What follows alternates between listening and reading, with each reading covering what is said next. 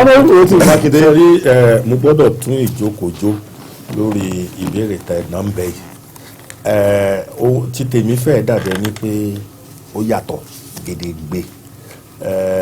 Lóòótọ́ ló hàn gbangba sí afọ́jú pàápàá yí pé gbọ́nmi sí omi ò tó ó ń ṣẹlẹ̀ lọ́wọ́lọ́wọ́ nípínlẹ̀ Ọ̀ṣun. Bí ó tilẹ̀ jẹ́ wípé mo rí ara mi gẹ́gẹ́ bí ẹni tí ò tó ìjà yìí gbé lórí,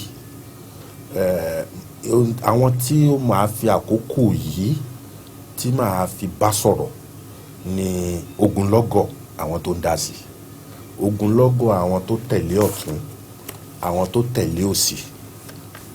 Èmi wà ní Agedegbe kan níbi tí mo ti láàrin gbùngbùn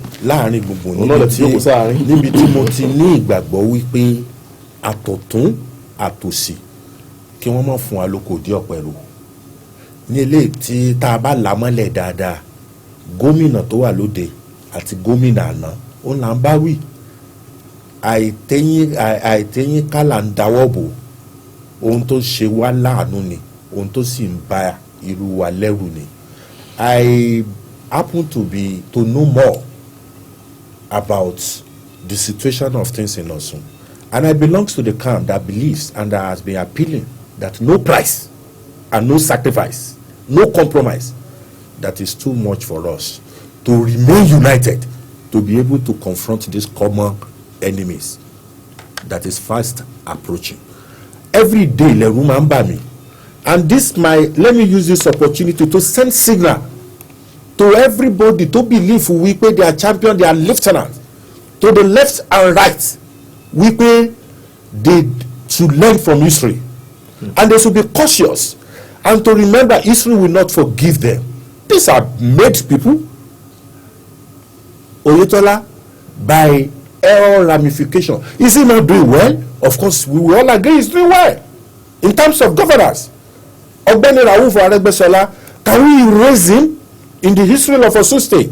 Ẹni torí ò bá pé ló máa lóhun Rauf Aregbesola kò jẹ́ bákan. As far as I'm concerned, I am to say this. I was commissioned into politics by Ọ̀gbẹ́ni Rauf Aregbesola.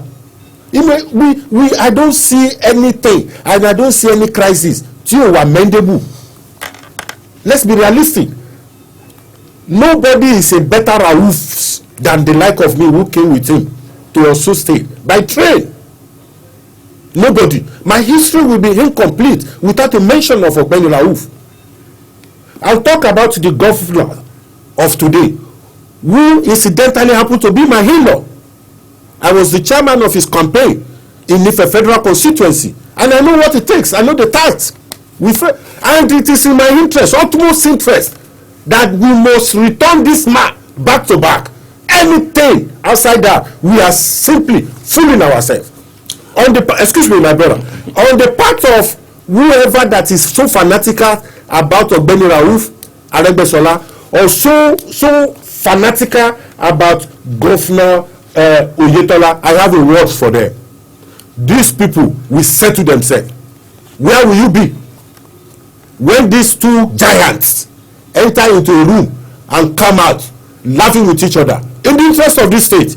I want to believe Ọ̀gbẹ́ni Rauf Aregbesola, I'm making bold to say it's my mentor. Mi ò qualify láti dá sí ọ̀rọ̀ wọn, but I want to tell you, he has the genuine desire that this state, we must not lose it.